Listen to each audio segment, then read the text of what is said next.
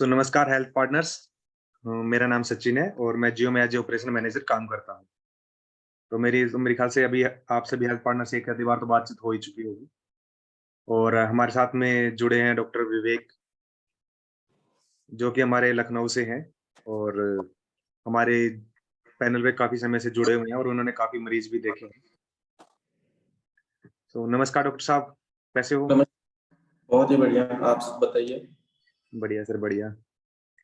हाँ जी सर, तो सबसे पहले तो हम आपका थोड़ा-सा अगर आप एक बार अपने आप को इंट्रोड्यूस कर दें हमारे हेल्थ पार्टनर्स को। हाँ जी, नमस्कार। मेरा नाम डॉक्टर विवेक मिश्रा है। मैं लखनऊ से हूँ। मैं लखनऊ में एक प्राइवेट हॉस्पिटल है और मैं जियो से काफ़ी टाइम से जुड़ा हूँ। मैं यहाँ भी पेशेंट देखता हूँ। मैं अपने हॉस्पिटल में भी देखता हूँ, जनरल प्रैक्टिशनर हूँ। मैं हर टाइप के कार्डियो के पेशेंट, जनरल सिकनेस जो भी होती है वो सारे ही देखता हूँ। यहाँ पे थोड़े बहुत मेरे कुछ ऑपरेटिव केस भी मैं मैनेज करता हूँ, पर वो ये मेरे ओपीडी में ही है। बाकी तो आप लोग, कुछ लोगों से तो मेरा इंटरेक्शन होता ही रहता है और कुछ लोगों से नहीं होता है। ठीक है। Yes sir. तो सर हम जानना चाहेंगे कि आपको जियो से जुड़कर कैसा लगा? आपका कैसा एक्सपीरियंस रहा यहाँ पे जुड़ के? जियो से जुड़ के मेरा एक्सपीरियंस, क्योंकि एक्चुअली हम 2 टियर सिटी 1 टियर सिटी में रहते हैं, तो हमें बेसिकली नहीं पता है कि गांव में क्या हो रहा है, वहाँ पेशेंट कैसे हैं। बहुत लास्ट तक हमारे पास तक भी पहुंचते हैं तो काफी लेट हो चुके होते हैं। जियो से जुड़ने के बाद थोड़ा ये जरूर रहा है कि इन मरीजों को, जिनको वाकई कुछ ट्रीटमेंट प्रॉपर नहीं मिलता, बहुत गलत ट्रीटमेंट मिलता है, क्योंकि जब हमारे पास हेल्थ पार्टनर लेके आते हैं कुछ मरीजों को, तो मैं सोचता हूँ कि इन्हें क्या दिया जा रहा था, क्या मिल रहा था अभी तक, और इन पे कुछ भी दवाएं चल रही है, क्वैक्स बैठे हुए हैं, वो कुछ भी दवाएं देते हैं उन्हें। बहुत बुरे हाल है इंडिया के तो इस मामले में। पर हाँ, जियो की वजह से उनको प्रॉपर ट्रीटमेंट तो मिल रहा है, वो ठीक हो रहे हैं। उनकी जो बहुतों को नहीं पता कि उन्हें बीपी की प्रॉब्लम है, उन्हें डायबिटीज की दिक्कत है, पर वही हेल्थ पार्टनर से बात हो के फिर उनके टेस्ट करा के उन्हें पता चल रहा है पहली बार कि उन्हें ये सारी प्रॉब्लम भी है। तो हाँ, काफी अच्छा ये इनिशिएटिव है कि जो रिमोट एरियाज में पेशेंट है उनको एक बेटर फैसिलिटी मिल पा रही है। हाँ जी सर, ये आपने बहुत बढ़िया बात कही कि कुछ भी जो ट्रीटमेंट चल रहा है पेशेंट्स का, कहीं पे कुछ डोज चल रही है यहाँ पे बिना वेट देखे पेशेंट का, और कुछ भी उस हिसाब से अपने हिसाब से जो ट्रीटमेंट चल रहा होता है, प्राइमरी ट्रीटमेंट ही होता है मेनली हमारा।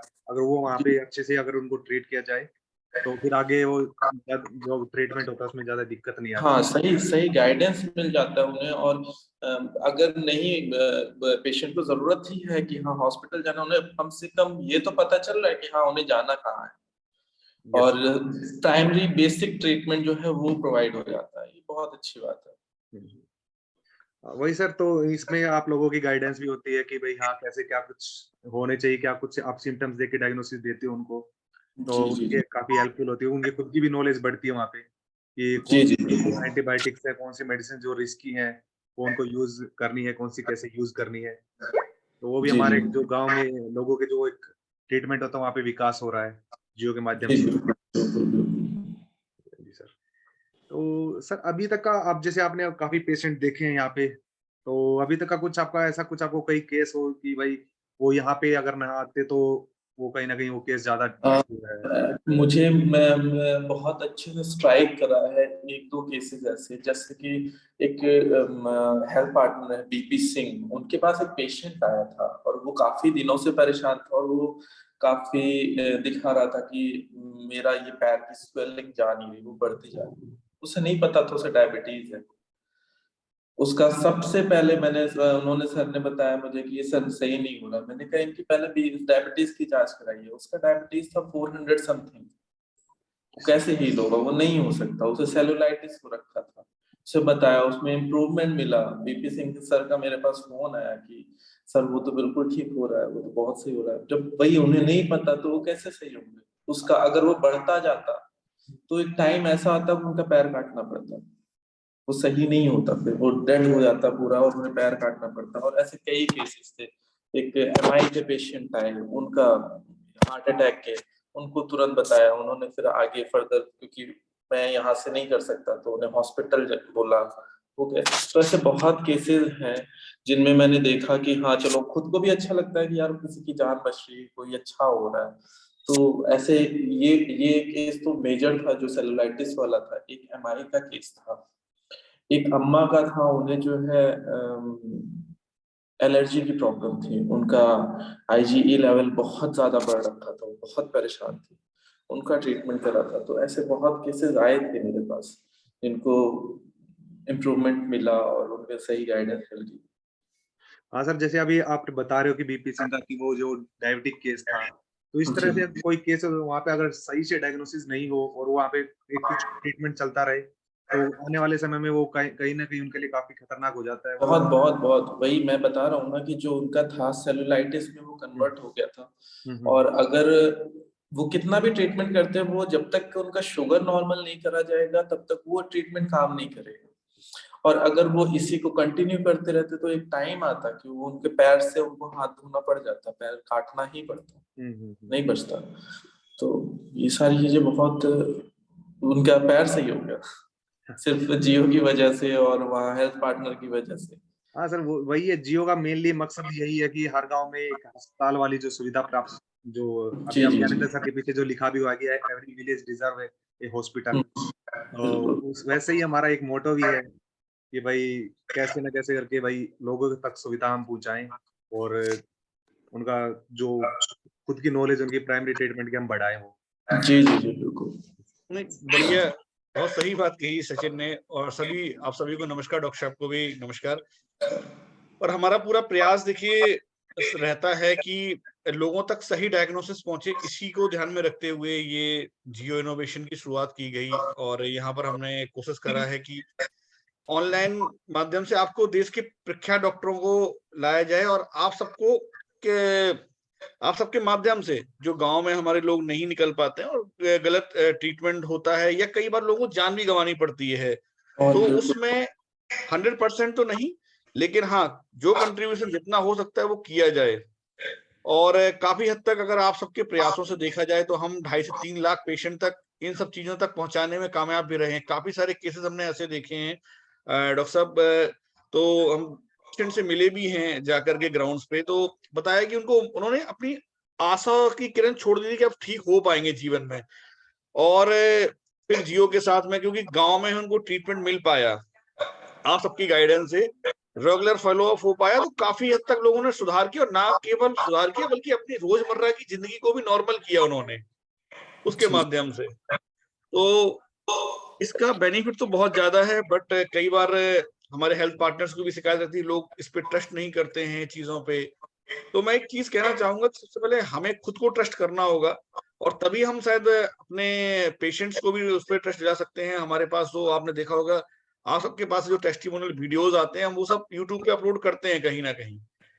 यूट्यूब चैनल जो हमारा है जियो का, तो उसके माध्यम से भी आप लोग अगर देखेंगे, जाएंगे, हमारे वेबिनार्स होते हैं, हमारी पेशेंट के टेस्टिमोनियल्स होते हैं, उनके एक्सपीरियंसेस होते हैं, और आप हेल्थ पार्टनर्स के भी हमारे एक्सपीरियंसेस होते हैं, वो सब उसमें होते हैं वहां पर। तो वो सब चीजें भी अगर आप देखेंगे तो कहीं ना कहीं आपका मोराल बढ़ेगा, थोड़ा सा आपको भी समझ आएगा कि और कैसे बेहतर इस्तेमाल कर सकते हैं। सभी लोग अपने अनुभव साझा करते हैं उसमें, इवन जी कि कैसे लोगों ने यकीन दिलाया। मैं खुद ही, अगर मैं कहूँ, मैं भी छोटी जगह का रहने वाला हूँ, उत्तर प्रदेश का रहने वाला हूँ मैं भी। और जालौन डिस्ट्रिक्ट यहाँ पर है, मैं वहीं का रहने वाला हूँ। जियो की इवन शुरुआत भी, अगर मैं कहूँ, थोड़ा सा गलत नहीं होगा कहना, कि एक्चुअल में शुरुआत यहीं से हुआ था जियो का। पहली क्लिनिक वगैरह सब यहीं पे लगाई गई थी, और तब से अब तक बहुत बदलाव आया है चीजों में, बहुत चीजें अपग्रेड हुई हैं हमारे स्तर पे भी। और इन 3 सालों में मैं तो बहुत बदलाव देखा है, बहुत लोगों की जान को बचते हुए देखा है मैंने। जी जी। और हमारे साथ साथ जुड़े हुए कुछ हेल्थ पार्टनर्स हैं, अगर वो लोग भी अपने अनुभव साझा करना चाहें, इसके ऊपर कुछ बताना चाहें, तो वो लोग भी इस पे शायद बात रख सकते हैं अपनी, इसके लिए। और सर, अभी मैं डॉक्टर ये चीज से पूछना चाहूंगा कि आप अगर हमारे हेल्थ पार्टनर को कुछ अभी गाइड कर सको, जैसे अभी विंटर सीजन चल रहा है, तो किस तरह क्या कुछ थोड़ा सा उन्हें प्राइमरी केयर करनी चाहिए उन्हें, पेशेंट जब आए, तो थोड़ा सा उन्हें थोड़ा सजेस्ट करो सर। जी जी। अभी जैसे विंटर्स आ रहे हैं, विंटर्स में सबसे ज्यादा जो हेल्थ पार्टनर है उनको जो ध्यान देना है वो बच्चों का और old age, specially old age में स्ट्रोक के चांसेस और ये क्या कार्डियोवैस्कुलर डिजीज जो होती है, हार्ट की डिजीज, इन सब के चांसेस बढ़ जाते हैं ठंड की वजह से। तो जो ओल्ड एज है, जो 60 प्लस है, प्लस किसी को अगर बीपी की टाइप प्रॉब्लम है, उनको हाइपरटेंशन की प्रॉब्लम है, तो इन सारों पे ज्यादा फोकस करना है। क्योंकि अगर जैसे किसी को स्ट्रोक होता है और इस एज ग्रुप में होता है, अगर उसका स्ट्रोक आने के कुछ सिम्टम्स होते हैं, वो मॉनिटर हो गए, तो हम उन्हें, उन मरीजों को वहां जाने से बचा सकते हैं जहां से वापस आने में बहुत टाइम लग जाता है। स्ट्रोक में ब्रेन में दिमाग की नसें फट जाती हैं, दिमाग की नसें फट जाएंगी तो वहां सप्लाई नहीं मिलेगी और नीचे का पार्ट काम करना बंद कर देगा। अब कुछ सिम्टम्स उन्हें मॉनिटर करके हम पहले ही पता कर लेते हैं और 6 घंटे के अंदर उसे ट्रीटमेंट मिल गया तो बिल्कुल नॉर्मल हेल्दी लाइफ जी सकता है। सो कोई प्रॉब्लम पता भी नहीं चलेगा कि इन्हें, जिसे बोलते हैं देसी लैंग्वेज में, फालिश मार गया, लकवा मार गया, ये वैसी की मैं बात कर रहा हूँ। तो इनको हम बचा सकते हैं, ठीक है। बस हमें यही मॉनिटर करना है कि जैसे उनको एक आंख से दिखना बंद हो जाएगा या दूसरी आंख से दिखना बंद हो जाएगा, अचानक से उनको हाथ पैर में कमजोरी महसूस होगी, एक साइड का चेहरा टेढ़ा होने लग जाएगा, तो ये सब सिम्टम्स है कि ब्रेन में दिक्कत हो गई है। और इसे तुरंत ले जाके हॉस्पिटल में अगर वो पहुंचा देंगे, तुरंत उनका ट्रीटमेंट, प्राइमरी ट्रीटमेंट शुरू हो जाएगा, 24 घंटे के अंदर वो नॉर्मल हो जाएंगे। अगर ये नहीं होता, इसे 6 घंटे से ज्यादा लग जाते हैं, इसे 12 घंटे 20 घंटे हो जाते हैं, तो कोई ना कोई एक पार्ट डैमेज हो जाता है, उनका मुंह टेढ़ा हो जाएगा, उनका हाथ नहीं काम करेगा, पैर नहीं काम करेगा। तो बहुत सारी ऐसी चीजें हैं। तो स्पेशली विंटर्स में बच्चों पे ध्यान देना है, क्योंकि बच्चे प्रोन होते हैं इन्फेक्शन के लिए, उनको खांसी जुकाम होगी। और बूढ़े जो होते हैं ये भी, इम्यूनिटी कम होती है दोनों एज ग्रुप, एक बच्चों में भी और एक ओल्ड एज में भी। तो जो ओल्ड एज है, इम्यूनिटी कम है, उससे इन्फेक्शन के चांसेस बढ़ गए हैं, और उनकी वेसल्स, जो उनकी मांस आर्टरीज है, वो वीक हो गई हैं, तो उनको स्ट्रोक के चांसेस, फालिश मारने के चांसेस बढ़ जाते हैं। तो इन दोनों चीजों का इन विंटर्स में बहुत ध्यान देना है। तो ये बढ़ने के ज्यादा चांसेस है। और आप देखेंगे ज्यादातर मरीज जो ये फालिश वाले होते हैं, वो इन्हीं सीजन में मिलते हैं, ये ठंडियों में, दिसंबर में, जनवरी में, ये इस टाइम पे मिलते हैं। वजह इसकी है, ठंड की वजह से हमारी नसें सिकुड़ जाती हैं, प्रेशर बढ़ता है, वो फट जाती है। तो इन चीजों का ध्यान जरूर दें, देखें कि कहीं स्ट्रोक तो नहीं है तो तुरंत से रेफर करें, तुरंत डॉक्टर से बात करें, तुरंत इंजेक्शन लग जाएगा, वो नॉर्मल हो जाएगा। नहीं सर, बिल्कुल, ये तो काफी हमारे हेल्थ पार्टनर के लिए भी जो है हेल्पफुल रहेगा कि वो जैसे ही उनको इस तरह कुछ केस दिखता है, स्ट्रोक का केस दिखता है, या फिर उनको अभी पेडियाट्रिक केस है जो हमारे, उनका कैसे केयर करनी है, उनकी कैसे उनको ट्रीटमेंट के लिए देखना है, तो वो भी हमारे हेल्थ पार्टनर के लिए काफी ये नॉलेजफुल है कि वो कैसे उनको देखें। एक जो वे होता है उनको कि हाँ, ये क्योंकि पेशेंट तो हमारे हेल्थ पार्टनर के पास आता है तो उन्हें ही जो है उसको डिसाइड करना पड़ता है, देखता कि भाई कैसे क्या कुछ है और कौन से डॉक्टर को दिखाना है, कौन सी कैटेगराइजेशन को दिखाना है, तो वही डिसाइड भी करते हैं। तो वो जी उनके जी लिए काफ़ी हेल्पफुल रहेगा कि भाई वो कैसे जो है उनको डिसाइड करें। जी सर। तो अभी मैं हमारे हेल्थ पार्टनर से चाहूँगा कि उनका कुछ क्वेश्चंस हो, अगर वो कुछ पूछना चाह रहे हैं तो अभी अपना हैंड रेज़ कर सकते हैं, मैं आपको अनम्यूट कर।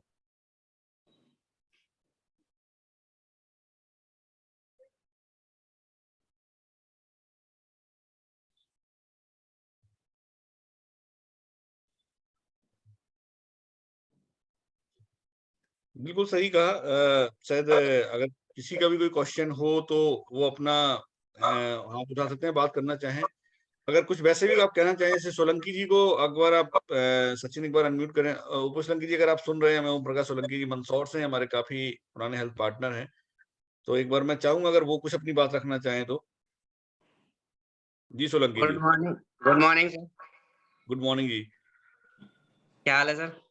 बढ़िया सर, बढ़िया। अभी सर डॉक्टर मिश्रा से, विवेक मिश्रा से आपकी बातचीत को आपने सुना, तो उस पे सर आप कुछ कहना चाहें या कुछ अपनी बात रखना चाहें उसके ऊपर आप? नहीं सर का काफी अच्छा सजेशन है सर, और आप लोगों के द्वारा जो है अच्छी जानकारी मिलती है सर, और हमारा नॉलेज भी बढ़ता है, और पेशेंट को थोड़ा देखने में और रिकवर करने में भी सुविधा मिलती है, और सभी डॉक्टरों का अच्छा सहयोग रहता है सर, और लगभग सभी बहुत डॉक्टर अच्छे से बात करते हैं और मतलब ट्रीटमेंट भी अच्छे से बताते हैं। और सर काफी मैं 15 सालों से प्रैक्टिस करता हूँ, पर जितना अनुभव जियो से जुड़ने के बाद मुझे मिला सर, उतना अनुभव मुझे पहले मुझे किसी डॉक्टर ने नहीं बताया सर, कि मतलब किस मेडिसिन को कितनी डोज से देना है, कितना देना है सर। मैं प्रैक्टिस सीखा हूँ मतलब, पर इतना अनुभव मतलब पहले किसी भी डॉक्टर से नहीं मिला सर मुझे, जितना जियो से जुड़ने के बाद मिला सर। तो नहीं मेरे को बहुत भी काफी कॉन्फिडेंस आया और पेशेंट भी काफी रिकवर हुए सर। नहीं बहुत बढ़िया सोलंकी जी। देखिए हमारी यही प्रयास रहता है कि सही इलाज लोगों तक पहुंचे, इसका जो उद्देश्य भी यही है कि सही इलाज लोगों तक पहुंच पाए। जी सर। और डॉक्टर से आप सबसे थोड़ा सा इंट्रोड्यूस, एक ये जो वेबिनार के माध्यम से ये थोड़ा सा एक तरीका भी होता है जिससे आप लोग भी डॉक्टर्स के साथ में थोड़ा सा और अच्छे से आप बात कर सकें और समझ सकें डॉक्टर के बारे में भी, और आप डॉक्टर साहब भी हमारे थोड़ा जान सकें आप सबको, तो और जी थोड़ा सा हेल्प मिल पाता है, बातचीत करने में सहूलियत हो पाती है, थोड़ा सा और रिश्ता कह सकते हो, रिश्ता थोड़ा सा और गहरा हो पाता है नहीं सर, यहाँ पर अगर हम नहीं बात सर, करें तो। जियो में सर सभी डॉक्टरों से रिश्ता तो अच्छा ही है सर, काफी सब मतलब अपने पर्सनली भी पहचानने लग गए सर वो सारे डॉक्टर सर। नहीं देखिए बिल्कुल, ये तो हमारा परिवार है, हम तो खुद ही कहते हैं इसको। बिजनेस तो चलो एक है बट जरूरी भी है इंटरेस्ट के लिए, लेकिन ये तो फैमिली है सर, जियो फैमिली है हमारी पूरी, जिसमें हम लोग काम कर रहे तो हैं यहाँ पर, फैमिली है और सर। इन्वायरमेंट भी इस तरीके का है कि यहाँ पर दिक्कतें ना रहें, इस तरीके की या है तो आराम से, क्या दिक्कतें तो रहती है लेकिन लोग अपनी बात रख सकें आसानी से यहाँ पर। सर मेरे को कोई भी क्रिटिकल केस दिखाना होता है तो मेरे को जब लगता है कि ओपीडी डालने में समय लगेगा तो मैं डायरेक्टली व्हाट्सएप कॉल करता हूँ और पहले पेशेंट को दिखा देता हूँ सर, जहाँ इमरजेंसी होती है वहाँ। उसके बाद मैं ओपीडी डालता हूँ, तो भी मतलब सारे डॉक्टर लोग मतलब जिनको भी मैं व्हाट्सएप कॉल करता हूँ रिसीव करके मतलब मेडिसिन बताते हैं मेरे को कि आप मेडिसिन आप दो। तो इससे भी मतलब काफी कुछ सहयोग मिल जाता सर। नहीं आप तो खैर काफी समय से जुड़े हुए हैं सोलंकी जी, तो वो हो जाता है कई बार, लेकिन वो होता है ना किसी लोगों को जानकारी नहीं होती है नंबर्स की उसके बारे में, तो वो ओपीडी डालने से भी वो हो जाता है चीजें। हम हमारा भी ये प्रयास रहता है। और शायद सचिन को आपके बारे में सचिन और बता पाएंगे कि हमने कुछ इस तरीके के इनिशिएटिव और उठाए भी हैं कि भाई अगर कोई इमरजेंसी केस आता है, इस तरीके की सुविधा है, तो तुरंत आपको रिस्पॉन्ड भी वहां तुरंत मिलेगा इन चीजों के बारे में। सचिन आप जी इस पे सर। अगर कुछ कहना चाहें तो। बिल्कुल बिल्कुल सर, हम अभी हम एक इमरजेंसी हमने एक सर्विस स्टार्ट कर दी है। उसमें अगर आप जो पेशेंट रेफर करोगे तो आपका विद इन जो 15 मिनट्स विद प्रिस्क्रिप्शन आपको जो है पेशेंट की प्रिस्क्रिप्शन मिल जाएगी, आपकी डॉक्टर से बातचीत भी हो जाएगी और आपको ट्रीटमेंट भी मिल जाएगी। और ये आपको जो है जल्दी आपको विजिबल होना स्टार्ट हो जाएगा, हमारा ये कल या परसों से आपको विजिबल होना स्टार्ट हो जाएगा आपकी ऐप के ऊपर, सबसे फ्रंट में वही दिखेगा। जी सर। इमरजेंसी सुविधा जो आप कह रहे हैं, इसकी हमें भी महसूस हुई जरूरत, तो हमने इसके लिए भी प्रयास किया है, और जल्दी ही ये सर चीजें लाइव हो जाएंगी हमारी ऐप के ऊपर ही। कुछ एक मामलों में रहता है ना सर, बहुत ज्यादा इमरजेंसी रहती है, जैसे कार्डियक मामले में है सर, और भी ऐसे कुछ दिक्कत हो जाती है अचानक से, तो अपने को भी कुछ समझ नहीं आता कि अपन क्या देवे पेशेंट को। नहीं नहीं बिल्कुल तो सर, देखो वो हम भी समझ रहे हैं इस बात को, इसी वजह से वो हमने भी हमारे जहन में भी वो बात थी कहीं ना कहीं, तो एक कहते हैं रेड फ्लैग, एक लाल बटन हम भी वो लगा रहे हैं, जिससे कि वही पता लगे यहाँ पर इमरजेंसी सिचुएशन है कुछ उस तरीके की वहां पर। और सर इतनी कम फीस में सारे डॉक्टर लोग सेवा दे रहे हैं सर, उसके लिए भी बहुत बहुत धन्यवाद सर सभी डॉक्टरों का। ये बहुत बढ़िया है। देखिए अभी अमित शाह जी ने एक मैसेज डाला है, पूरे भारत में टेलीमेडिसिन सेक्टर में जियो से जैसे बेहतर डॉक्टर और कहीं पर नहीं है। तो एक बार अगर अमित शाह जी हैं इसमें, तो मैं चाहूंगा सचिन आप थोड़ा सा उनको करें, तो जिससे कि वो अपनी बात रख पाए यहाँ पर प्रॉपर बिल्कुल सर, बिल्कुल। अपने शब्दों में। तब तक डॉक्टर अखिलेश कुमार मेरे ख्याल से कुछ कहना चाह रहे थे, शायद तो। नहीं सर, वही है मतलब कि जो भी सुविधा है एकदम बिल्कुल हम लोग को करेक्ट मिल रहा है सर, कहीं कोई दिक्कत परेशानी नहीं होती है। जहाँ तक बात रही वीडियो कॉल की, एकदम बिल्कुल बहुत अच्छी तरह से होती है, उसमें कोई दिक्कत नहीं है। हम लोग को परेशानी होती है तो फिर हम लोग कॉल भी कर लेते हैं सर को, तो फिर उधर से रिस्पॉन्स भी बिल्कुल तुरंत मिल जाता है, कोई तरह की दिक्कत नहीं होती है। बहुत अच्छा लगता है सर। बहुत बढ़िया अखिलेश जी, आपने थोड़ा सा अपने शब्दों में रखा बात को। तो आई थिंक अगर आपको डॉक्टर विवेक मिश्रा से अगर आपका कोई प्रश्न हो तो आप वो ही पूछ सकते हैं, कुछ आप उनसे अपनी बात कुछ साझा सर करना चाहते हैं, पूछना सर, चाहते हैं। सर को तो अभी तक हम सर ओपीडी नहीं डाले हैं, बट अब डाल के एक बार जरूर देखेंगे, सर से कुछ बातचीत करेंगे। जी जरूर जरूर। जी नहीं बहुत बढ़िया अखिलेश जी। और चाहूंगा कि अगर कोई दिनेश चौहान जी भी हैं हमारे साथ, पंकज वर्मा जी भी हैं, अगर वो भी अपनी कोई बात रखना चाहें, कुछ कहना चाहें, संदेश कुछ देना चाहें, तो यहाँ पर डॉक्टर साहब से अगर कोई प्रश्न हो उनका तो पूछ सकते हैं यहाँ पर वो। और अगर किसी का अगर वो अपना हैंड रेस कर दे, नीचे ऑप्शन आता है इसमें रिएक्शंस का, वहां से अगर आप हैंड रेस कर पाएंगे तो, अगर आप अपने आप को अनम्यूट नहीं कर पाए तो यहाँ से आपको कर दिया जाएगा। नहीं सर, अभी मैंने अनम्यूट देमसेल्फ ओपन कर दिया, तो वो अपने आप को अनम्यूट कर सकते हैं। हाँ, आप अनम्यूट करके अपने आप को कुछ भी बात कर सकते हैं। नीरज जी अगर आप कुछ कहना चाह रहे हैं, या जेके सिंह जी, मोहम्मद करीम जी, अगर आप कुछ कहना चाहें तो अपनी बात रख सकते हैं। बिल्कुल अनम्यूट करिए सर अपने आप को। सर अपने आप को ना, एक स्क्रीन पे बटन आएगा माइक का, उस पे आपको।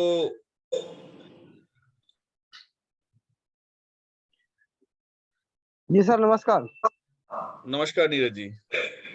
सर जैसे कोई इमरजेंसी पेशेंट आता है, बहुत जैसे हार्ट के पेशेंट, कोई भी इमरजेंसी पेशेंट हार्ट के आते हैं, तो मान लीजिए मैंने ओपीडी भेजा तो डॉक्टर रिस्पॉन्स तत्काल तो नहीं देते हैं।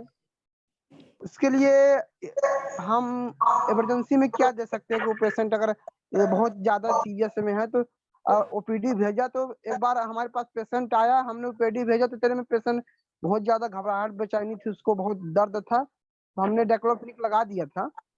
तुम्हें भी डर लगता है कि कहीं कुछ हो ना जाए हार्ट अटैक, तो उसे क्या किया जाए, मतलब क्या क्या ट्रीटमेंट इमरजेंसी में दे सकती है मान लो? देखिए, अगर आपके पास हार्ट का पेशेंट है तो पहले चीज तो वो ये बड़ा वास्ट सब्जेक्ट हो गया कि हम ये जी, कैसे जी। पहचानेंगे कि हार्ट में क्या दिक्कत हो रही है। जी, उससे जी, जो है उसका ब्लड प्रेशर बढ़ा भी हो सकता है, उसे हार्ट अटैक भी हो सकता है। तो ये जैसे सब तो सीने में। जांच करने के बाद पता चलेगा। जी, जी। सबसे पहले जो मैं उसे घबराहट ही सबसे ज्यादा होती है, वो जी, जी, घबराया जी। हुआ होता है। तो पहला काम आप जो है चुपचाप उसे उठा के, आपके पास अगर एल्प्राजोलाम हो जी, या जी। एसिटालोप्राम हो, जी, जी। एल्प्राजोलाम हो या क्लोनाजिपाम हो, इन जी, जी। दोनों में से कुछ भी लो डोज में 0.25 दे जी, दीजिए। जी। सीने में कि पेन हो, दर्द सीने में दर्द रहता है सर। सीने में दर्द होता है, देखिए उसके लिए मॉर्फिन वगैरह दी जाती है, लेकिन हम नहीं बता सकते ना कि इसे किस वजह से हो रहा है दर्द। जी, जी, जी। लेकिन उसको जो आप एल्प्राजोलाम है ये देंगे तो उससे जो है वो उसकी टेंशन, उसकी घबराहट वो कम हो जाएगी। तो सबसे पहले तो आप वो दे दीजिए, तब जी, तक जी। आप डॉक्टर को कॉल करिए, वो समझेगा। और सबसे पहला काम ईसीजी कराइए। जी, जी। अगर वो आया है, वो ऐसी चेस्ट की प्रॉब्लम, चेस्ट पेन लेके आ रहा है, तो पहले आपने उसे क्लोनाजिपाम दिया या एल्प्रैक्स दिया और तुरंत जो है उसका ईसीजी करा लिया, और तब तक में रिपोर्ट भी आ जाएगी और डॉक्टर फ्री होते ही वो रिपोर्ट देख लेगा। जैसे सर ये क्लिनिक जो है ग्रामीण क्षेत्रों में रहती है, तो यहाँ पर ईसीजी करने के लिए सुविधाएं नहीं है। जैसे कि ईसीजी करने के लिए लगभग 15-20 किलोमीटर दूर जाना पड़ता है हॉस्पिटलों में। अब पेशेंट अब वहां से यहाँ कैसे लौट के आएगा? पेशेंट ने तो फीस दिया आपको, हम लोग फीस ले लिए उससे, थोड़ा बहुत प्राथमिक उपचार देने के बाद उसको रिफर करना पड़ता है कि जाओ हॉस्पिटल में जाओ, ताकि यहाँ जांच की सुविधा नहीं है। हमने बीपी चेक कर लिया, फिर ओपीडी भेजा, डॉक्टर ने बोलिए दवाई दे दो, अगर कंट्रोल हो गया, आराम हो गया तो ठीक है, नहीं तो फिर सीधी रिफर कर देते हैं। ये सही रहता है। देखिए, अगर अगर अगर जो है पेशेंट को हार्ट अटैक आ रखा है, अगर जी, उसे हाइपरटेंशन की प्रॉब्लम है, उसका बीपी बढ़ा हुआ है, तब तो ठीक है, आप जो है बीपी की उसकी दवा जो है एम्लोडिपिन दे दीजिए 5 जी, mg, ठीक है। अगर उससे उसको शांति मिल जाएगी, अगर वो भी नहीं हो रहा, साथ में एक बीटा ब्लॉकर दे दीजिए। जी, जी, जी। तो उससे वो शांत हो जाएगा। अगर वो इससे नहीं कंट्रोल हो रहा है, और साथ साथ में आप उससे जरूर कुछ हिस्ट्री जरूर ले लीजिए, कि जैसे ही आपके डॉक्टर से बात हो तो वो तो नहीं कर पाएगा, आप जी, उससे जी, पहले डॉक्टर को सारी चीजें एक्सप्लेन करिए। उसे जी, हिस्ट्री में आपको पूछना है कि दर्द कैसा हो रहा है, ऐसे जी, अंदर निचोड़ने वाला दर्द हो रहा है, तो उसको वो बताएगा कि ये छाती में मेरा निचोड़ रहा है, कुछ दर्द ऐसा हो रहा है। वो जी, जबड़े की साइड जा रहा है, वो मेरे जी, बाएं हाथ में जा रहा है, मेरे हाथों में दर्द है, बाएं हाथ में दर्द है, जबड़े पे जा रहा है, दांतों में दर्द हो रहा है, तो वो ये सारी चीजें बताएगा। चुभने जी, जी, वाला दर्द बताएगा। ये सारी हिस्ट्री आप ले लेंगे तो थोड़ा डॉक्टर भी क्लियर हो जाएगा कि ये हार्ट अटैक है, इसे जी, एमआई का पेशेंट है, और सबसे पहले ये इसके बारे में बात करनी है, मुझे इस पे ही फोकस करना है। तो वो क्लियर होगा और आपको जो है फटाफट जो है बताएगा कि क्या देना है। उसकी मैंने आपको जैसे क्लोनाजिपाम बताया, अगर उसे ये वाली चीजें क्लोनाजिपाम या अल्प्राजोलाम आपने दे दिया, वो शांत हो जाएगा। प्लस आप में जो है नाइट्रोग्लिसरीन होगी, जीटीएन करके आते हैं, वो तुरंत उसे सबलिंगुअली दे देना है, उसे दे जी, देंगे, जी। मुंह में रखेगा, वो वहीं से उसके 70% सिम्टम्स चले जाएंगे, वो जी, जी, शांत जी। हो जाएगा। और जी, आपको जी। इतना टाइम मिल जाएगा कि आप ईसीजी के लिए उसे 15 किलोमीटर दूर भेज देंगे, उसे जी, जी। रेफर कर देंगे, वो बच जाएगा, उसकी जान बच जाएगी। देखिए प्राइमरी ट्रीटमेंट आपने दे दिया, आपका काम यहाँ खत्म।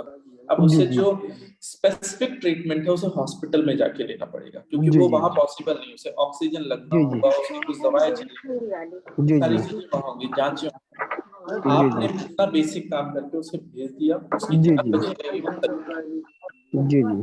ठीक है। ओके, ओके जी। बिल्कुल धन्यवाद सर।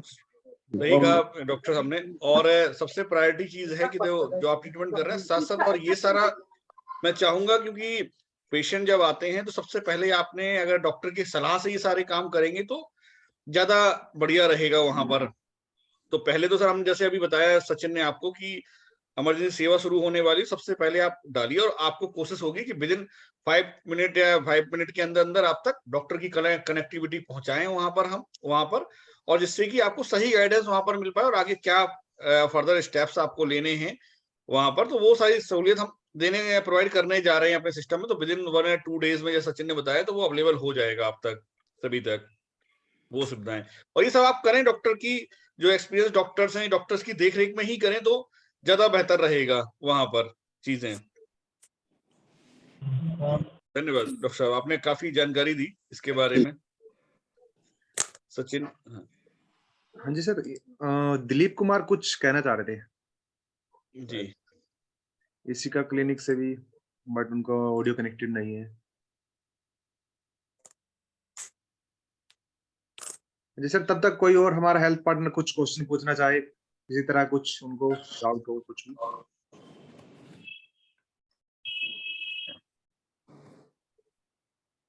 दिलीप कुमार जी, शायद आप कुछ कहना चाहे तो अपने आप को माइक पे जाकर के अनम्यूट करें, अपना स्क्रीन पे जाकर के, तो आप कुछ हाँ कह पाएंगे। पुष्पा पटेल जी हैं सर, वो कुछ कहना चाह रहे हैं। हेलो जी जी नमस्ते दिलीप सर। जी। हेलो जी पुष्पा जी बताएं आप। नमस्ते सर। नमस्ते जी।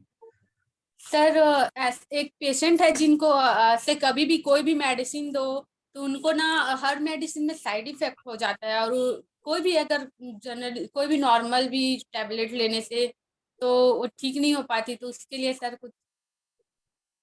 देखिए ऐसा नहीं हुआ कि सारी दवाओं से जो है उनको एलर्जी होगी, एलर्जी की कुछ दवाएं होती हैं, जैसे कुछ पेशेंट को सूट नहीं करते ये आपके एनसेड वगैरह, जो पैरासीटामोल है, ये सारी चीजें कुछ मरीजों को नहीं सूट करते, और जिनको नहीं सूट करेंगे उनको स्पेसिफिक एक रिएक्शन मिलेगा उनके लिप्स पे या उनके पैरों पे या उनके जेनाइटल एरिया में, वहां पे दाग पड़ जाएगा और वो जलन वाला दाग होगा और वो बिल्कुल रेड हो जाएगा, उस जगह को छुआ नहीं, जैसे अल्सर हो जाता है वैसा हो जाता है।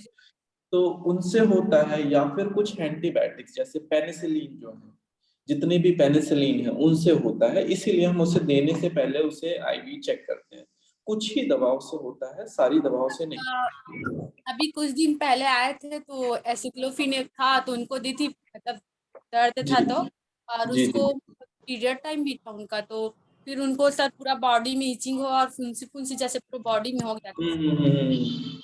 जब भी आप ऐसे पेशेंट देखा करें, जैसे आपने पेन किलर दी और उन पेशेंट को रिएक्शन हो गया, उनको दाने हो गए पूरे शरीर में, या फिर स्पेसिफिक एक जगह पे घाव हो गया, तो वो दवा आपको कभी उनको बता देना है और उनसे ये बोलना है कभी ये लेनी भी नहीं है दोबारा, उन्हें ध्यान रखना है, डॉक्टर को बताना है ये दवा उन्हें नहीं सूट करती। उन पेशेंट को उस जगह पे आप ओपियोइड्स देते हैं, ट्रेमाडोल, आपने देखा होगा ट्रेमाडोल, ये सारी दवाएं दी जाती है पेन खत्म करने के लिए।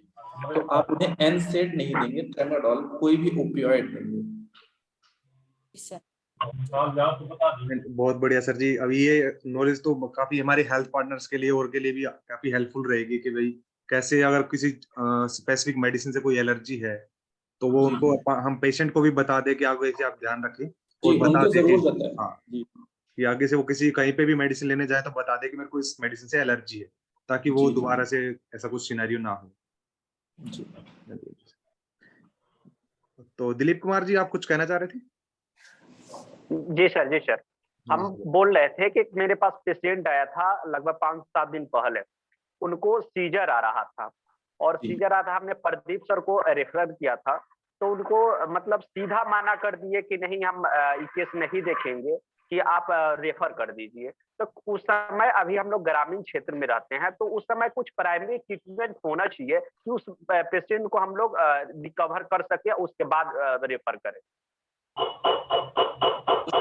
सीजर का पेशेंट आता है तो सबसे पहले बिल्कुल सही बात है कि आप प्राइमरी ट्रीटमेंट तो उन्हें दें, लेकिन जो ड्रग्स होती हैं वो सारी सेंट्रल एक्टिव होती हैं, वो सारी हमारे ब्रेन पे एक्ट कर रही होती है, तो उसकी डोज बड़ी इंपॉर्टेंट होती है।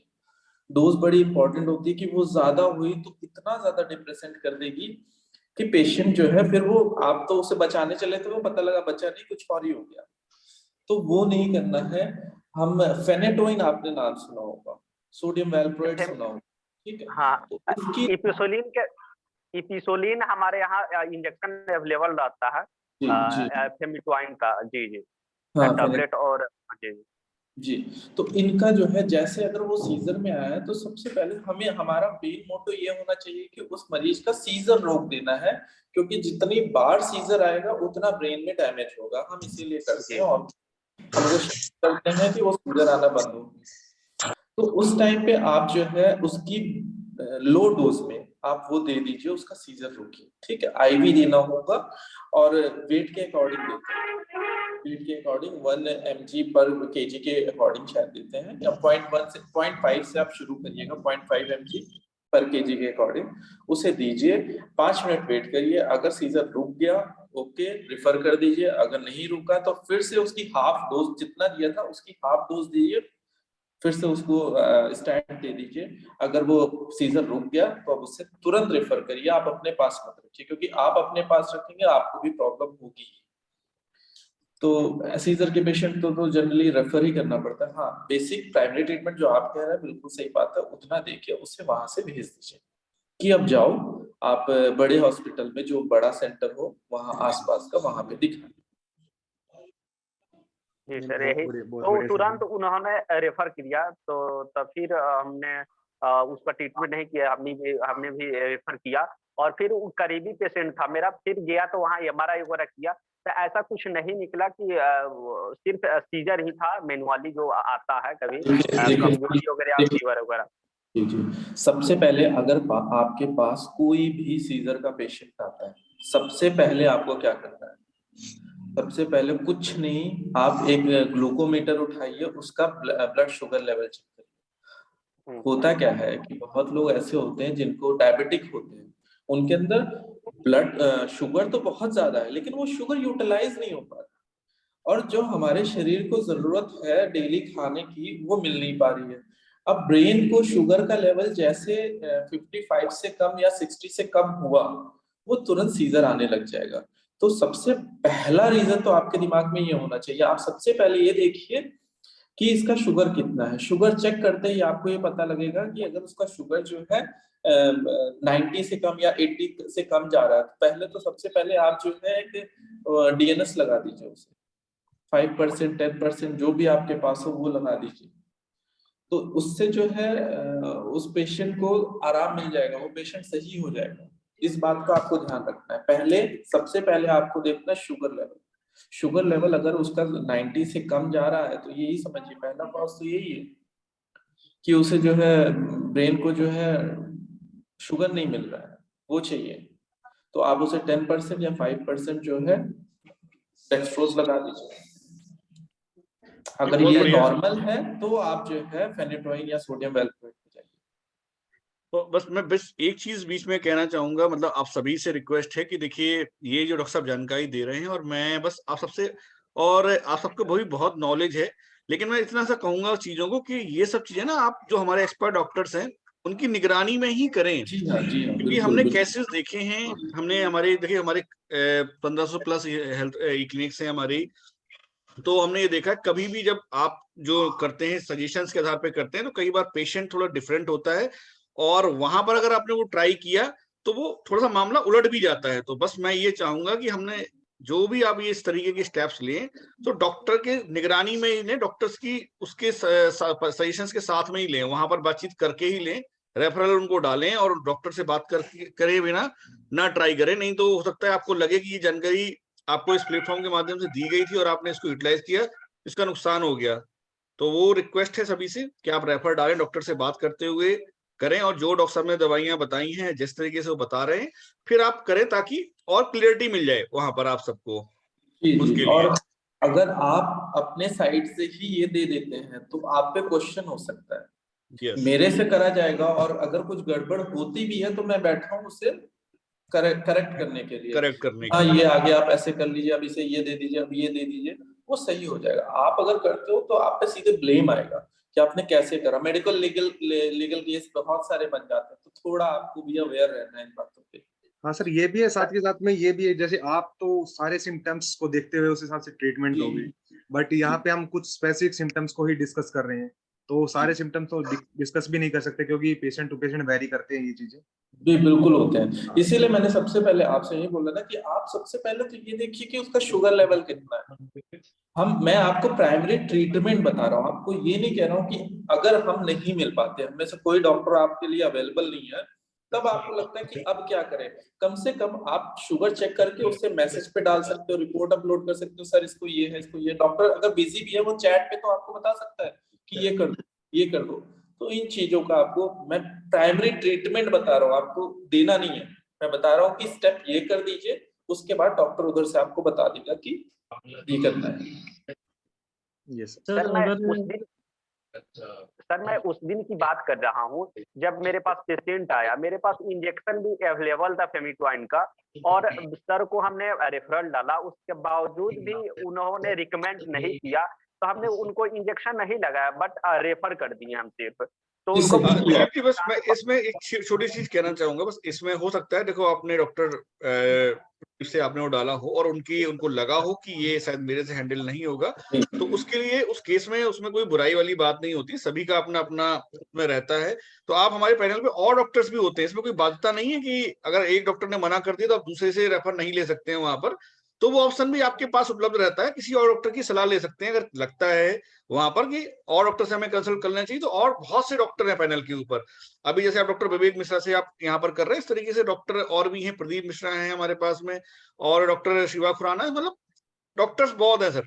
तो आप अपना डॉक्टर वहां पर चेंज भी कर सकते हैं अगर किसी डॉक्टर ने मना किया है, तो वो चीज भी आप कर सकते हैं। जी डॉक्टर आप कुछ कह रहे थे, सॉरी मैंने आपको मैं बस ये बता रहा था कि देखिए उसमें डॉक्टर की, आप जो कह रहे हैं ना उन्होंने करा नहीं, क्योंकि अब आप खुद बताइए, अगर मैं हूँ, मेरे पास पेशेंट है, मुझे पता है कि हाँ इसका ये इलाज करना है, मुझे क्या पता कि आप वहां क्या कर रहे हैं, आप मैनेज कर पाएंगे या नहीं कर पाएंगे। और सारी बात आती है डॉक्टर के ऊपर, जैसे उन्होंने ये लिख दिया और आप वहां चीजें मैनेज नहीं हो पाई, तो सारी बात आ जाती है डॉक्टर। थोड़ा सा वो भी सोच के चलते कि मुझे करना चाहिए या नहीं करना चाहिए, और इसीलिए रेफरल कि सामने अगर मरीज हो उसको ट्रीट करना और ऐसे फोन पे ट्रीट करने में, दोनों में थोड़ा सा डिफरेंस है, तो इसीलिए वो शायद उन्होंने मना कर दिया। मुझे नहीं पता रीजन क्या है, उन्होंने ऐसा क्यों करा होगा, पर मुझे ये समझ में आता है कि नहीं कर, थोड़ा वो कर देते रेफरल, इसलिए उन्होंने कर दिया होगा। आप दूसरे डॉक्टर देख लीजिए,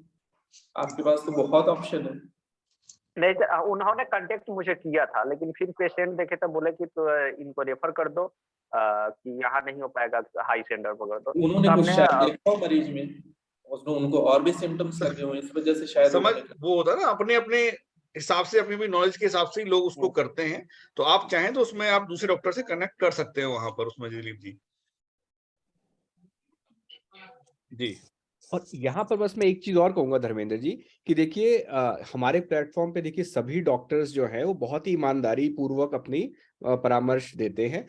तो हमें तो उन डॉक्टर्स को हो सकता है कुछ एक्स्ट्रा सिम्टम्स दिखे हो जो अभी शायद आप जिक्र हो सकता है ना हो पाया हो इस चर्चा में, तो उसमें भी हमें उनको सभी को सम्मान के उसमें ही देखना है कि हाँ अपने हिसाब से सब लोग कर रहे हैं, तो हम रेफर कर सकते हैं किसी और डॉक्टर को उनकी सलाह लेने के लिए। पर वो है कि जो भी सलाह आएगी वो ईमानदारी से आ रही है, उसमें चेंज करना हम वो सब डॉक्टर्स के ऊपर ही है, जो भी उनको पसंद है। सर एक पेशेंट था, उनको जो है ना ओजेड या टीजेड कोई ग्रुप में देते हैं, इस ग्रुप में, तो सर उनको जो है ना होठ पे ब्लैक ब्लैक सा आ जाता है, तो सर इसका क्या कारण हो सकता है? होठ पे होठ पे मतलब कि ब्लैक हो जाता है, मतलब रिएक्शन टाइप से हो जाता है सर, पूरा ब्लैक यही हो तो जाता अभी है।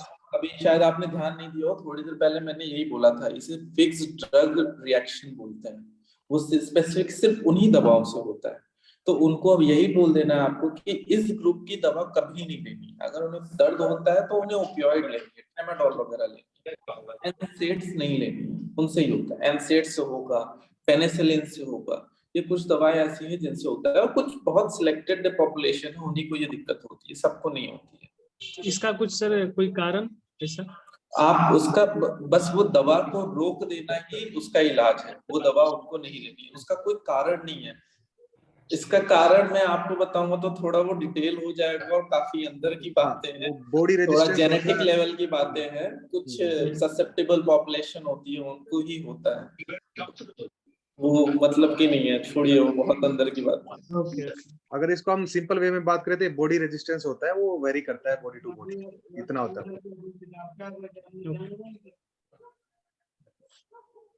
तो सचिन आई थिंक शायद बात अच्छी रही है, और अगर किसी का और कोई क्वेश्चन आपको लग रहा है, किसी को कोई और हेल्थ पार्टनर हमारा कुछ पूछना चाहे?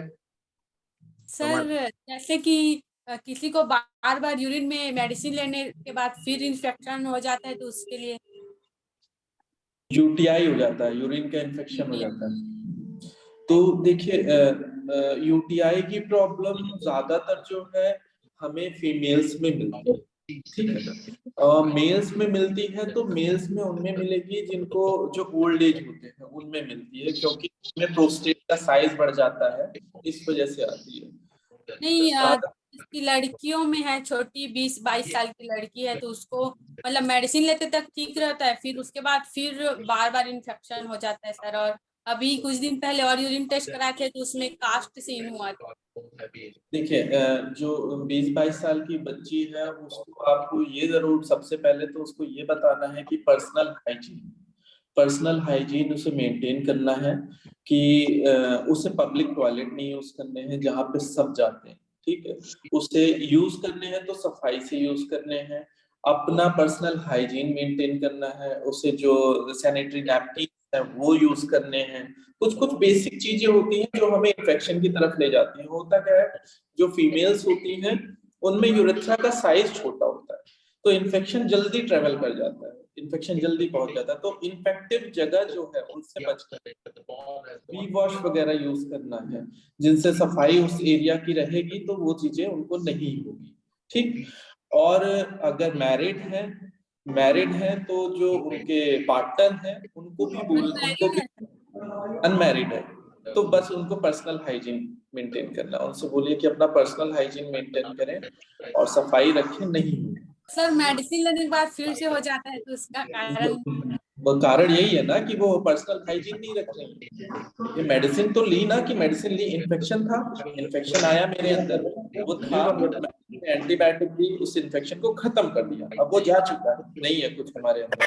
लेकिन अगर मैं उस सोर्स को ही नहीं खत्म करूंगा जहां से वो इन्फेक्शन आया था, तो वो फिर आ जाएगा, वो तो आता रहेगा, हम दवा लेते रहेंगे, फिर वो आता रहेगा, साइकिल चलती रहेगी। सबसे पहली चीज आप कॉज को रोकिए, फिर दवाएं चला के उस चीजों को खत्म करिए, अब फिर नहीं होगा। और कॉज है तो वो रिपीट होता रहेगा।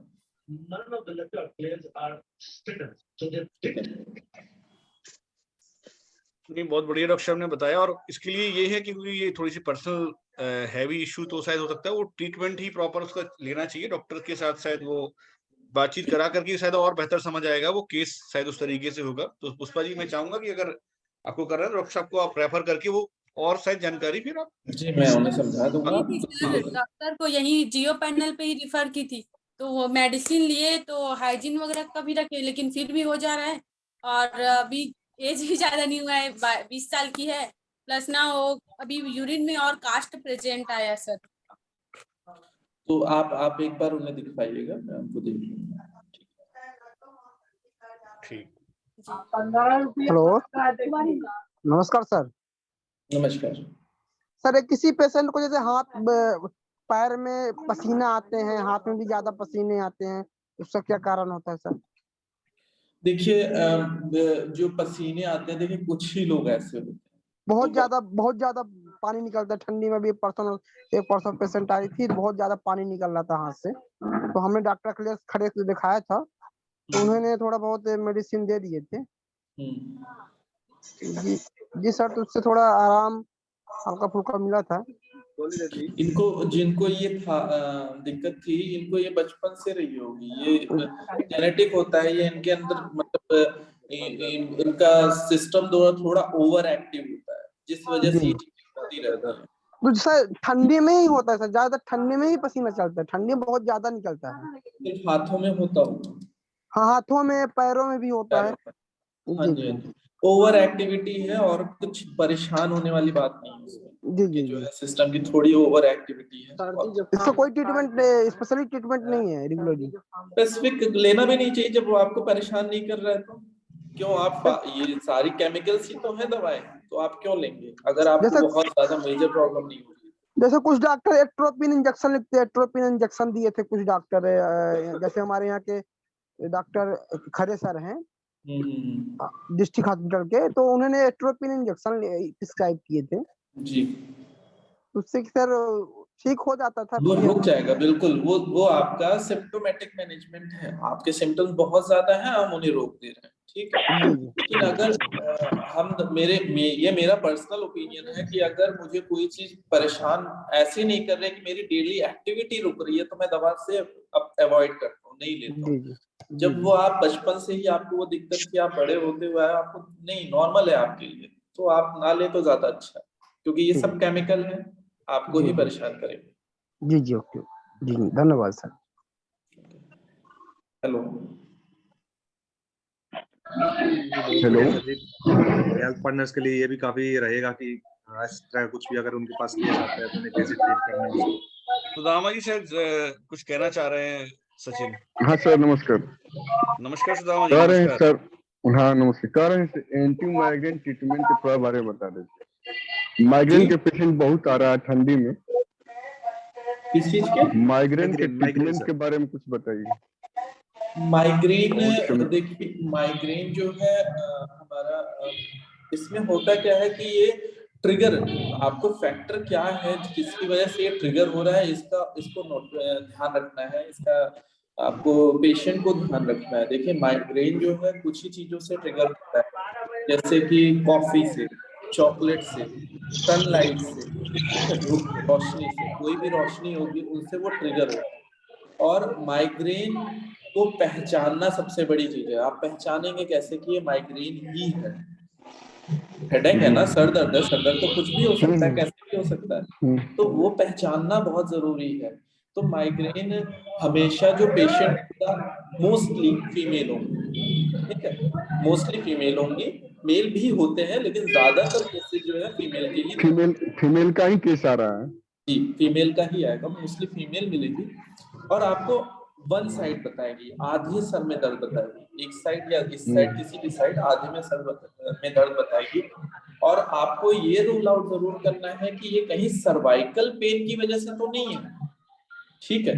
तो कुछ क्लिनिकल फीचर्स आपको देखने पड़ेंगे कि ये क्यों होगा, ये बार बार हो रहा है। और वो जो पेशेंट आएगा वो रोशनी देख भी नहीं पाएगा, वो बहुत ज्यादा इरिटेटेड रहेगा, बहुत परेशान रहेगा, वो लाइट देख ही नहीं सकता, उसे सुनाई देने में दिक्कत होगी, मतलब अगर से आप थोड़ी सी भी आवाज होगी उसमें बहुत ज्यादा परेशान होगा, वो चिड़चिड़ा होगा, अटैक, पैनिक अटैक के साथ वो आपके सामने प्रेजेंट करेगा। तो ये कुछ 2-4 पॉइंट है जो आप उस पर ध्यान देंगे, उसे देखेंगे कि इसमें ये है। सबसे पहला ट्रीटमेंट तो आप उसे वही एनसेड ही दे, नेक्सोडॉम 250 mg, आप वही दीजिए उसे, कुछ मल्टीविटामिन दीजिए, इसका हम सिम्टोमेटिक ही ट्रीटमेंट करें, ठीक है। सिम्टम्स आया है उसे हम ट्रीट कर दिए, इस अटैक को खत्म कर दिया हमने, ये चीजें नॉर्मल हो गई। अब उसे ये बोलना है कि कुछ चीजों से बच के जो ट्रिगर करती हैं, जो माइग्रेन ट्रिगर कर रहे हैं, तो ट्रिगर करने के लिए आपको वही जो मैंने बताया, सनलाइट, तेज आवाज, तेज रोशनी, आंखों पे रोशनी, और चॉकलेट, कोल्ड ड्रिंक, इन सारी चीजों से, कॉफी, इन सारी चीजों से उसे बचना है, ये चीजें अवॉइड करनी है। और खास बात है माइग्रेन के पेशेंट में और आप बोलते हैं, जब भी उस पेशेंट को ये माइग्रेन का अटैक आने वाला होगा तो उसे 2-3 दिन पहले से या 24 घंटे पहले से होने लग जाए। जब भी उसे ये फीलिंग आ जाए कि हाँ मेरी तबीयत खराब होने वाली है, तो उसे बोल दीजिए कि तुरंत वो नेक्सोडॉम जो टैबलेट वो होती जो खाती हैं वो ले लें, तो उसका अटैक बढ़ेगा, वो वहीं रुक जाएगा। ठीक है, तो उससे वो इसको दवा देने के बावजूद भी हो रहा है। नेक्सोडम हम दे रहे हैं जी, नेक्सोडम हम दे रहे हैं, मतलब सचिन बिंदल सर लिखे हुए हैं, उसके बावजूद भी नहीं हो रहा है ठीक। बिल्कुल नहीं सही हो मतलब रहा कि हाँ, बिल्कुल वो एमट्रीफाइलिन जरा दे सा रहे हैं, नेक्सोडम दे रहे हैं, सिप्ला 20 दे रहे हैं, उसके बावजूद भी नहीं ठीक हो रहा है। उनके फर्दर टेस्ट करने पड़ेंगे, देखने पड़ेंगे कि ये माइग्रेन की वजह से ही है या नहीं, या कोई और वजह है। उन्हें बोलिए कि कुछ टेस्ट कराने पड़ेंगे उन्हें, अभी बताओ इसमें कौन सा या टेस्ट फिर करा सकते हैं? अब ऐसे तो नहीं, क्या ही बताएंगे ना, वो तो क्लिनिकल फीचर्स के ऊपर होता है, ऐसे सारे टेस्ट तो नहीं कर सकते, तो आप उन्हें कभी ये रेफर शायद वो करिए। जी डॉक्टर, मुझे लग रहा है कि शायद इसके लिए ना थोड़ा सा जब पेशेंट की हिस्ट्री होगी, सामने डिस्कशन होगा, शायद तभी वो तभी ज्यादा अच्छा पॉसिबल है। तो आप चाहें तो एक बार रेफर करके पेशेंट का वहां पर आप ट्रीटमेंट के लिए बात करेंगे, तभी शायद वो बेहतर जान बता पाएंगे उसके बारे में वहां पर। तो आई थिंक हमें शायद अब ये जो वेबिनार है हमारा, टाइम हो चुका है हमारा, एक समय था, तो इसको हमें क्लोज करना चाहिए। और हाँ सर, मेरा एक क्वेश्चन था सर। तो थोड़ा सा आपका नाम नहीं आ रहा है, अगर अपना नाम बता पाए तो थोड़ा सा और आसानी होगी जरा। सर पवन मिश्रा सर, इलाहाबाद प्रयागराज से। पवन मिश्रा जी, पवन जी बताएं। हाँ, बस ये कह रहे थे, एक पेशेंट था आज 7 महीने से प्रॉब्लम उसको, सर प्रदीप सर को भी 2-3 बार दिखाया, वो उसको टंग में थोड़ा सा प्रॉब्लम होता है, जैसे कि चाय पीने के बाद जो एहसास होता है जलने का, उसी तरीके से बना हुआ काफी दिनों से। और फिर क्या प्रॉब्लम हो सकती है, डाइजेस्टिव सिस्टम से या कुछ और है? टंग में क्या हो रहा है? जलने का एहसास होता है, जलने का जैसे एहसास। जलने का, हाँ जैसे जलने का, चाय पीने के बाद जो एहसास होता है वो दिन भर लगा रहता है। दिन भर लगा रहता है। देखिए, इसकी जांच करनी पड़ेगी कि क्यों हो रहा है। ये होता है कि नर्व सप्लाई जो होती है हमारी इसकी टंग की नर्व सप्लाई वो कहीं से इरिटेट हो रही हो, पीछे कहीं से भी, किसी भी जगह से, जो उनका रास्ता है। देखिए, दिमाग से हमारी नसें आती हैं, हर चीज को सप्लाई करती है, तो अगर वो पीछे कहीं कुछ इरिटेट कर रहा है, उसे परेशान कर रहा है, तो वो महसूस यहाँ भी होती है। प्रेफर्ड पेन बोलते हैं कि वजह कुछ और है, वो कहीं और हो रहा है, तो इसे रेफर्ड पेन बोलते हैं। तो वो जांच करनी पड़ेगी, देखना पड़ेगा क्यों हो रहा है। अगर वो दवाओं से नहीं सही हो रहा है तो उसकी जांच ही करनी पड़ेगी। डॉक्टर साहब के पास लग रहा है काफी सारे पेशेंट्स आएंगे उसके बाद में नहीं, बहुत बढ़िया डॉक्टर साहब। और देखिए, हम तो इसीलिए एक मकसद से डॉक्टर्स को इंट्रोड्यूस भी करते हैं आप सबके सामने, कि आप लोग थोड़ा सा खुल के यहाँ बातचीत कर सकें, तो आप सबका इसका बेनिफिट भी मिले। तो जो भी परेशानी है, आप लोग डॉक्टर से कंसल्ट जरूर करें वहां पर। जी, रंजीत मालवी सर कुछ कहना चाह रहे हैं। नमस्कार मालवी जी। सर नमस्ते, सर नमस्ते। नमस्ते सर। सर मैं यूँ पूछ रहा था सर कि दिन में तो अपनी ओपीडी चलती है, लेकिन कोई नाइट में इमरजेंसी पेशेंट आया 11 बजे, 12 बजे, 2 बजे, तो उस समय कोई डॉक्टर अगर अवेलेबल हो जाए, ड्यूटी हो जाए नाइट की। बात तो वैसे डॉक्टर साहब देखो आपकी सही है मालवी जी, लेकिन जैसे हमारा जो स्ट्रक्चर है, लगभग अगर हम देखें अपने सबका भी स्ट्रक्चर हम देखें, तो थोड़ा सा ऐसा रहता है। इसमें क्लिनिक है हमारा, शायद दिन में ही ओपन होता है, वो सुबह 8 से लेके, तो शायद कभी कभार ऐसा रहता है। हम प्लान कर रहे हैं इसके लिए भी फ्यूचर में, और ये सुविधा भी आप सबको उपलब्ध कराई जाएगी। अभी इतना शायद कुछ ट्रैफिक ज्यादा है नहीं। सचिन, अगर आप कुछ बताएं इस पे ज्यादा। इसमें ये भी है कि जैसे अगर कुछ ऐसा इमरजेंसी केस आता है सच, तो हमारा आईवीआर नंबर एक्टिव भी रहता है, और हम लोग आपकी हेल्प भी करते हैं। हमारी अभी ओपीडी हुई भी है रात को एक डॉक्टर नाइट में सिर्फ कौन सा भी है, कोई भी एक डॉक्टर? नहीं बिल्कुल सर, अगर आपका ऐसा कुछ इमरजेंसी केस आता है तो हमारे डॉक्टर, ऐसा नहीं है कि हमारे डॉक्टर को अगर हम कॉल करें वो उठाते सर हमको पता नहीं लगेगा ना किसको लगाए हम। सर आप तो जियो को लगाओ सर, आईवीआर नंबर पे कॉल लगाओ अपने आईवीआर नंबर पे लगाओ सर, आईवीआर पे IVR number sir, helpline number है सर अपना आईवीआर वाला, उस पे लगाना है सर आपको। जी जी जी, वो हम कराएंगे फिर आपका उसके लिए। ठीक ठीक ठीक सर, ठीक ठीक, thank you sir. Okay sir, काफी नॉलेजफुल सेशन रहा सर ये हमारा, हमारे हेल्थ पार्टनर्स को काफी ज्ञान मिला है आज के सेशन से। हाँ, इसको कह सकते हैं काफी इंगेजिंग सेशन भी रहा है, इंटरेक्टिव भी रहा है लोगों के साथ में सेशन, ये तो बहुत बढ़िया रहा। और ये वेबिनार्स तो देखो हमारे चलते रहते हैं, और आप सब डॉक्टर विवेक मिश्रा जी के साथ भी आप सबका परिचय हुआ है, तो आप सबने जो प्रॉब्लम्स रखी हैं शायद हमें लगता है उचित समाधान आपको उसका मिल पाए यहाँ पर, तो आप लोग जरूर उनसे कनेक्ट करें, और जैसा भी आपको लगे वो सब अपने अपने सुविधानुसार या जैसा भी आपको जब इच्छा हो उसके लिए। जी नहीं, बहुत बहुत धन्यवाद डॉक्टर जी, आपने ज्वाइन किया और हमारे हेल्थ पार्टनर्स को जो है बताया कि कैसे कैसे कुछ कंडीशंस हो तो कैसे हमें वो ट्रीट करना चाहिए, कैसे वहाँ पे हमें प्राइमरी ट्रीटमेंट देना चाहिए। इन हमारे हेल्थ पार्टनर्स के लिए काफी हेल्पफुल भी रहेगा सर, ये इन फ्यूचर भी ये अपनी उसमें जो डेली रूटीन लाइफ में यूज भी करेंगे, तो काफी अच्छा रहा सर हमारे लिए सेशन रहा। Thank you sir.